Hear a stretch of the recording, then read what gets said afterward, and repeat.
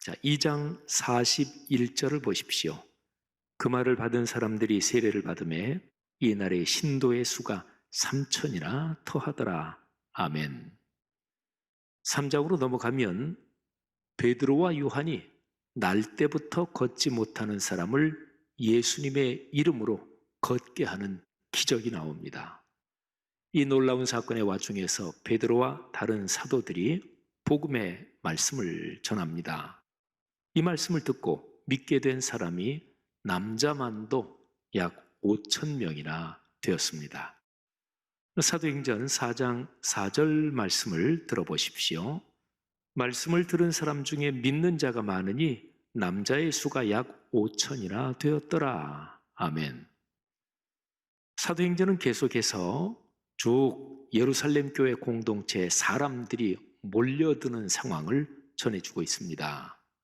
사도행전 6장 7절이 예루살렘 교회가 절정으로 부흥한 모습을 기록한 구절인데요.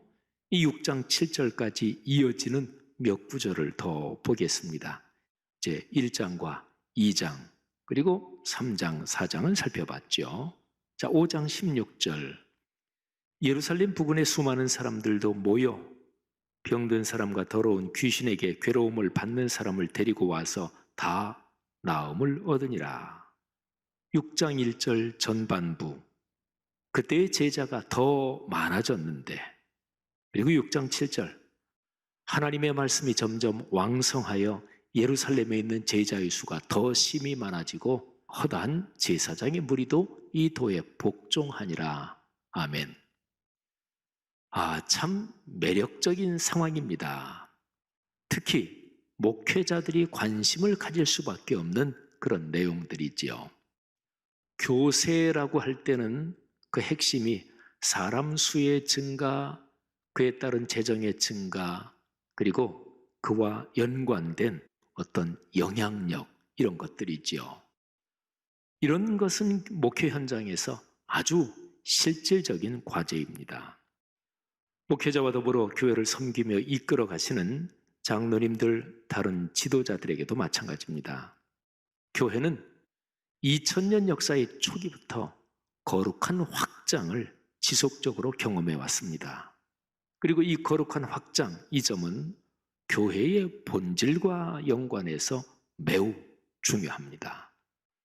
자, 이 거룩한 확장이 얼마나 중요한지 그 중요성을 이해하기 위해서 먼저 교회 그리고 하나님 나라 이 두 가지 뜻을 한번 살펴보고 또 교회와 하나님 나라가 어떤 관계에 있는지 한번 살펴볼 필요가 있습니다. 먼저 교회. 교회란 단어는 신약 성경의 언어인 헬라어로 에클레시아라고 발음합니다. 이 단어는 두 단어가 합쳐진 말입니다.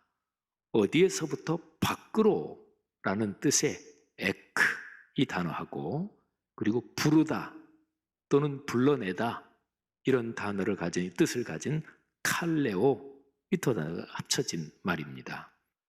에클레시아는 그 당시 일반 사회에서 어떤 일을 결정하기 위해서 시민들 중에서 불러내서 구성된 회의체 이런 것을 의미했습니다. 이 단어가 신앙 공동체에 쓰이면서 하나님께서 세상에서 불러내셔서 하나님의 백성으로 삼은 그런 모임, 곧 교회란 뜻을 갖게 된 거지요.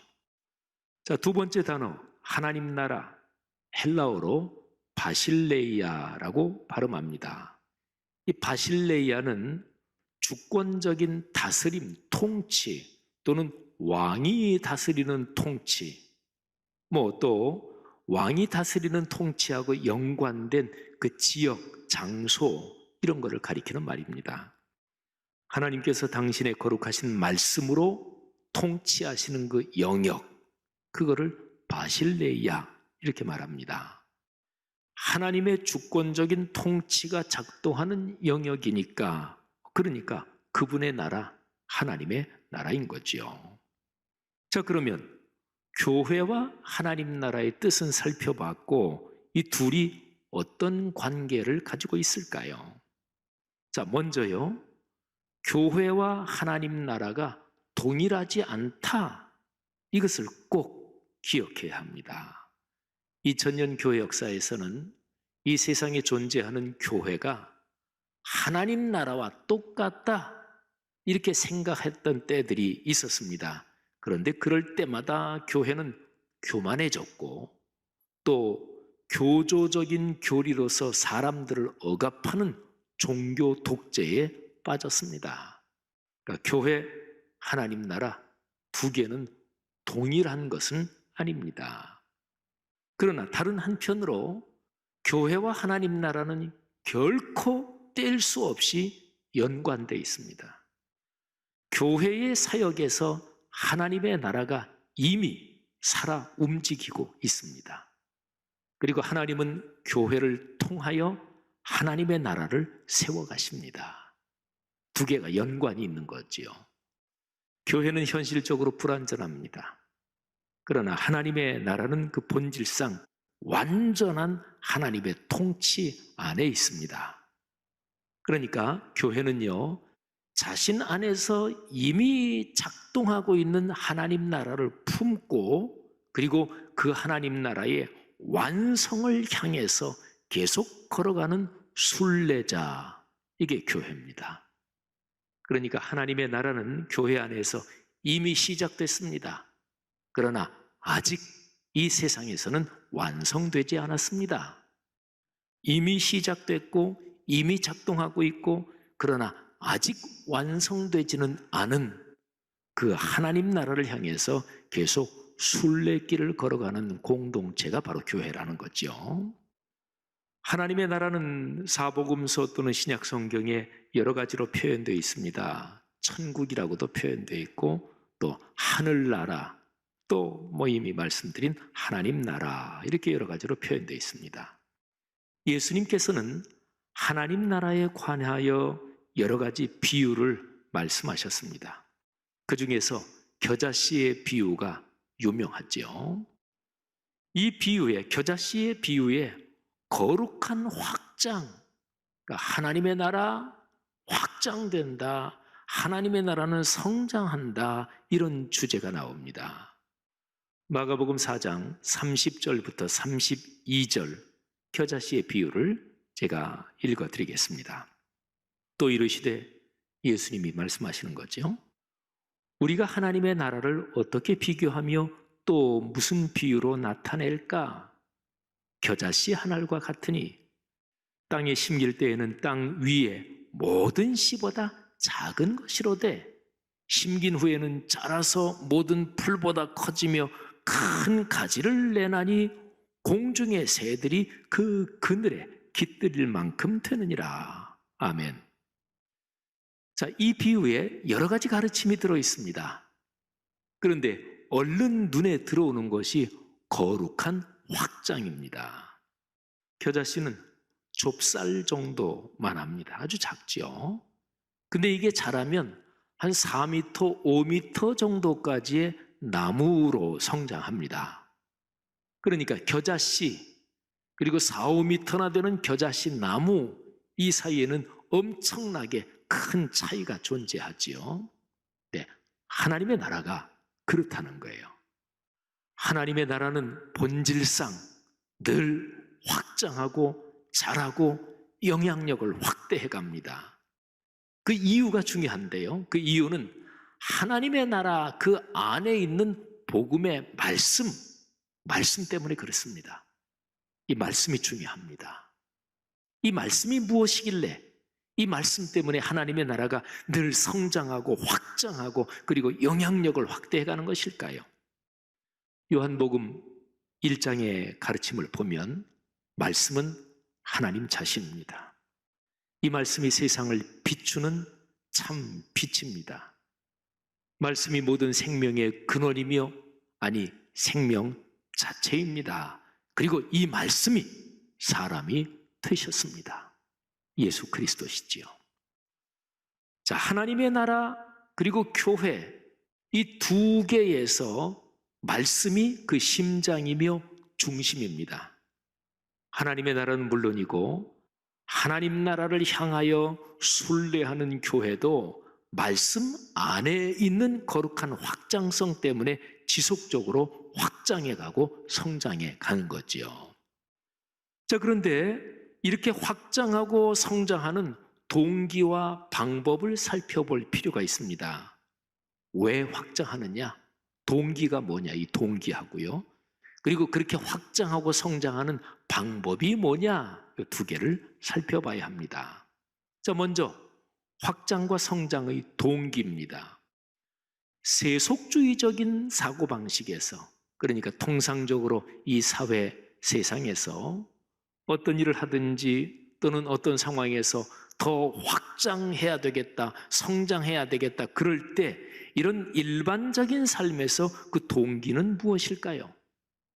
예, 자기 자신의 행복, 또 나 자신의 성공, 이게 동기지요. 이 동기는 종종 굉장히 이기적입니다. 다른 사람을 해쳐서라도, 다른 사람을 꺾고서라도 확장해야 되겠다, 성장해야 되겠다, 이런 생각이 통상적으로 세상에 얼마나 많아요. 그런데 교회와 하나님 나라의 그 확장이나 성장의 동기는 다릅니다. 왜 교회는 확장돼야 되는 것일까요? 하나님의 나라는 왜 계속 성장하는 것일까요? 그 동기가 무엇일까요? 그것은 한마디로 얘기하면 하나님을 기쁘시게 하려는 것입니다. 교회와 하나님 나라의 확장 방법은 무엇인가요? 세속주의의 방법과는 완연히 다릅니다. 먼저 기초는요, 전능하신 하나님의 개입입니다. 지금 여기에 신앙 공동체에서 활동하시는 성령 하나님의 역사입니다. 이게 기초예요. 사람의 능력 또는 이 세상의 어떤 것이 아니라 삼일체 하나님께서 개입하시고 하나님께서 일하신다. 이게 교회와 하나님 나라가 확장해가는 그 방법에서 기초입니다. 이 기초 위에서 두 가지가 작동합니다. 하나는 표적이 나타나는 것, 그리고 다른 하나는 그리스도인의 인격과 일상이 변하는 것입니다. 잘 보세요. 하나는 뭐라고요? 표적이 나타나는 것. 그리고 다른 하나는 그리스도인의 인격과 일상이 변하는 것입니다. 오늘 우리가 묵상하는 사도행전 2장 42절부터 47절에 이것이 아주 잘 나타나 있습니다. 자, 오늘 이 설교 본문을 묵상하기 전에 바로 그 앞에 있는 2장 41절을 먼저 잠깐 살펴보겠습니다. 그 말을 받은 사람들은 세례를 받음에 이날에 신도의 수가 3,000이나 더하더라. 아멘. 자, 이 구절을 얼른 들을 때 우리는 보통 뒷부분의 표현, 곧 신도의 수가 3,000이나 더하더라, 여기에 주목합니다. 누구나도 그럴 거예요. 그러나 앞부분이 더 중요합니다. 그 말을 받은 사람들, 그러니까 성령이 강림하신 날 그 말씀을 들은 사람들, 하나님의 설교의 말씀을 들은 사람들이 변화된 거예요. 설교의 말씀이, 하나님의 말씀이 사람들을 강력하게 변화시켰습니다. 이 점이 중요합니다. 말씀의 동력이 원인이고요, 사람이 많이 늘어났다, 그런 그 결과입니다. 3,000명이나 되는 사람들이 예수 그리스도의 이름으로 세례를 받은 것은 말씀이 살아 움직인 결과입니다. 그러니까 말씀이 삶으로 이어지는 거죠. 동력이 없는데 어떻게 결과가 나타나겠어요? 원인이 없는데 어떻게 결과가 나타나겠어요? 그러니까 3,000명이 늘었다, 이 결과, 이게 중요한 게 아니라 더 중요한 것은 하나님의 말씀이 살아 움직였다. 바로 그 앞부분이 있지요. 자, 이게 굉장히 중요한 거고요. 자, 여기에 근거를 두고 쭉 이어지는 오늘 설교 본문 42절부터 47절을 보겠습니다. 이 오늘 설교 본문에 보면 거룩한 확장이 어떻게 진행되는지가 아주 잘 나옵니다. 자, 오늘 설교 본문은요, 아주 중요하고 또 유명합니다. 자, 이 설교에 나오는 사람들을 보십시오. 2000년 교회 역사에서 신앙의 선진들은 초대교회로 돌아가자, 이렇게 외쳤는데 그때마다 그 목표 지점이 사도행전 2장 42절부터 47절 오늘 설교 본문입니다. 그런데 이 본문에서 한 구절만 딱 꼽아라 그런다면 42절입니다. 이 42절, 이 귀한 구절에 여기에 나오는 사람들 또는 여기에서 변화되어가는 사람들의 모습을 한번 볼까요? 자, 사람들이 세례를 받고 그리스도의 사람이 되고 하나님의 자녀가 됐습니다.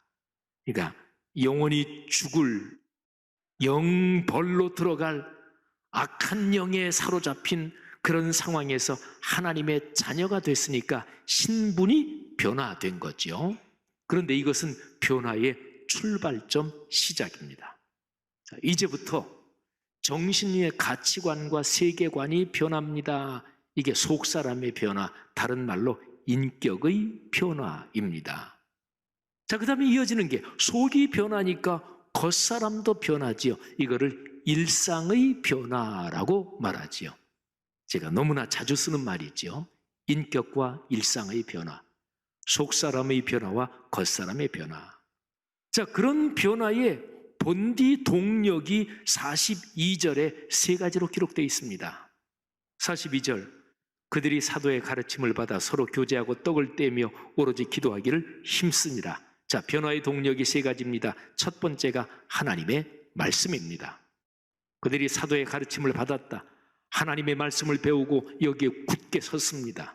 오늘날의 상황으로 말하면 구체적으로 한번 표현한다면 유일하고 완결된 삼일체 하나님의 계시인 66권 성경 말씀, 바로 이것입니다. 자, 변화의 동력 두 번째가 교회입니다. 신앙 공동체지요. 말씀의 기초 위에서 신앙 공동체의 예배에 참여하며 성도의 교제에 힘쓰는 것입니다. 교회라는 신앙 공동체는 하나님께서 말세에 이 세상을 구원하시는 비밀 병기입니다. 변화의 동력 세 번째는 기도입니다. 현실의 유혹과 공격을 넉넉하게 이겨내게 하옵소서, 말씀대로 살게 하옵소서, 하나님의 능력을 구하는 거죠. 그러니까 이 기도는 말씀에 근거한 기도, 말씀에서 샘솟는 기도, 이게 바로 기독교적인 기도입니다. 자, 변화의 동력 세 가지에 이어지는 내용을 한번 보겠습니다. 제가 아까 하나님의 강력한 전권적인 능력, 그게 기초고 그 위에서 두 가지, 첫째는 표적이 나타나는 것, 두 번째는 일상과 인격의 변화라 그랬죠. 자, 표적이 나타나는 걸 보십시오. 43절입니다. 사람마다 두려워하는데 사도들로 말미암아 기사와 표적이 많이 나타나니. 아멘. 여러분, 하나님의 능력으로 표적이 나타나면서 예루살렘 그 교회 내에 있는 사람들이나 아니면 예루살렘 전체에 있는 교회 바깥에 있는 사람들 누구나 다 교회를 어려워했습니다. 하나님의 역사가 나타날 때 그때 그런 현상이 나타나요. 교회는 만만한 그런 단체나 만만한 그렇게 볼 대상이 아닌 거지요. 교회는 하나님의 역사가 이어지고, 그래서 교회는 사실은 어려워할 대상입니다. 자, 그리고 그 다음에 이어지는 내용을 또 보세요. 여기에 그치지 않고 이제 드디어 성령의 역사로 속사람과 겉사람의 변화, 곧 인격의 변화와 일상의 변화가 진행됩니다. 예루살렘 교회의 그리스도인들이 물질과 연관해서 변했습니다. 변화됐어요. 44, 45절에 그 내용이 이렇게 기록되어 있습니다. 믿는 사람이 다 함께 있어 모든 물건을 서로 통용하고 또 재산과 소유를 팔아 각 사람의 필요를 따라 나눠주며. 아멘. 학자들의 연구에 따르면 가장 초기 예루살렘 교회 공동체는 얼마가는 모든 재산을 서로 공유하는 상당히 그런 형태를 띠기도 했을 것이다, 이렇게 생각을 합니다. 물론 그게 지속적으로 쭉 이어진 것은 아니고요. 자, 그 다음에 바로 연결되는 46, 47절, 오늘 설교 본문의 마지막 두 절이지요. 여기에는 참으로 아름답고 감격적인 내용이 담겨 있습니다. 자, 초기 교회 그 그리스도인들의 삶의 중심은 예배, 그리고 예배를 통한 거룩한 교제였습니다. 많은 수의 사람이 성전에 모여서 예배하며 교제했습니다. 성도들 가운데 자기 집 공간이 좀 넉넉한 사람들이 집을 개방했고 거기에 사람들이 모여 예배하고 교제했습니다. 그렇게 하나님을 찬양하며 예배했는데, 그런데 교회 내의 사람들뿐만 아니라 교회 밖에 있는 사람들도 교회를 칭찬하고 야, 참 저 예수 믿는 사람들 참 훌륭하다 이렇게 했습니다. 이유가 무엇일까요? 일상과 인격과 일상의 변화입니다. 그러니까 초기 교회 그리스도인들이 남을 위해 희생하고 섬기면서 이웃을 사랑하는 그 삶이 맑은 시내처럼 또 넉넉한 강물처럼 흘렀기 때문에 그런 거지요. 바로 그런 상황에서 구원받는 사람들이 날마다 늘어났다. 이게 맥락이 그렇게 되는 거예요. 46절, 47절 말씀을 들어보십시오.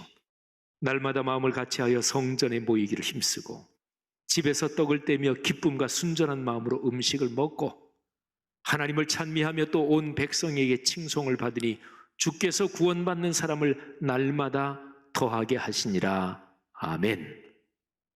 자, 제가 지금 읽어드린 구절에서 47절 후반부의 내용이 중요합니다. 이 47절 후반부에 오늘 제 설교의 제목, 이 공동체, 이 제목이 이 47절 후반부에 들어있습니다. 자, 제가 한번 후반부를 다시 한번 읽어드리겠습니다. 주께서 구원받는 사람을 날마다 터하게 하시니라. 아멘. 설교 제목이 눈에 보이진 않죠. 이 공동체, 이게 들어있지는 않잖아요. 자, 설명을 한번 드리겠습니다. 47절 후반부를 헬라어 원문으로 꼼꼼하게 읽으면 우리말 성경에 번역되어 있지 않은 표현이 거기에 있습니다. 헬라어 원문 발음으로 에피토아우토라는 표현이 있는데 이 표현이 한글 성경에는 번역이 안 돼 있어요. 근데 에피토아우토 이 표현이 사도행전 1장 15절에도 나오고 2장 1절에도 나와요. 사도행전 1장, 2장의 이 문맥의 흐름에서 에피토아우토 이 표현이 사실은 중요합니다. 그런데 이 표현을 이렇게 옮길 수가 있어요. 그렇게 성도들이 모이는 그곳의 공동체에, 이렇게 번역할 수 있습니다. 자, 한글 성경도 번역이 한 10대까지는 되죠.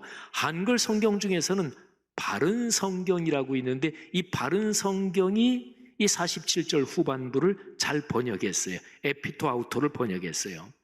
독일어 성경에서는 루터 번역 성경이 이 부분을 잘 번역했습니다. 자, 바른 성경은 이렇게 번역했어요. 주께서 날마다 그 모임에, 여기에 에피토아우토를 그 모임에 이렇게 번역했어요. 주께서 날마다 그 모임에 구원받는 자들을 더하셨다. 자, 루터 번역 성경에서는 주님께서 그 공동체에, 그러니까 에피토아우토를 그 공동체에 이렇게 번역했어요. 주님께서 그 공동체에 구원받는 사람들을 날마다 더하셨다. 자, 이 47절 후반부를 에피토아우토 이 번역을 넣어서 다음과 같이 번역하면 적절합니다. 주께서 그렇게 모이는 곳의 공동체에 구원받는 사람을 날마다 더하게 하셨다. 이 에피토아우토는 모임, 공동체 이거를 말하기도 하지만 성도들이 그렇게 예배하는 그 장소 이거를 말하기도 합니다. 그러니까 그렇게 모이는 곳에 그 공동체에 주님께서 구원받는 사람을 날마다 더하게 하셨다. 사랑하는 그리스도인들이여, 그렇습니다. 우리 신앙 선조들의 모임인 그 공동체의 모습이 이러했습니다. 그들은 말씀으로 구원을 받고 말씀으로 인격과 일상이 변화되는 사람들이었습니다. 그들은 부지런히 예배의 자리에 모였습니다. 그런 교회 공동체에 말씀이 지속적으로 사람 움직이면서 믿는 사람이 더 많아졌습니다. 그 공동체에 속한 사람들의 인격과 일상이 계속해서 예수 그리스도를 닮아갔습니다. 그들은 주님의 마음을 품고 살았습니다. 그들의 삶이 갈수록 성숙하며 아름다워집니다. 다른 사람들이 그들을 보면서 매력을 느낍니다. 나도 저렇게 살고 싶다고 생각합니다. 여러분, 2000년 전 그 공동체의 모습이 오늘 우리가 섬기는 이 공동체의 모습이 되게 합시다. 한국 교회가 그렇게 성숙하도록, 우리 교회가 그렇게 성숙하도록 기도하며 헌신합시다. 하나님의 말씀이 우리 삶으로 이어지는 이 축복이 여러분 모두에게 넉넉하시기를 주님의 이름으로 축복합니다.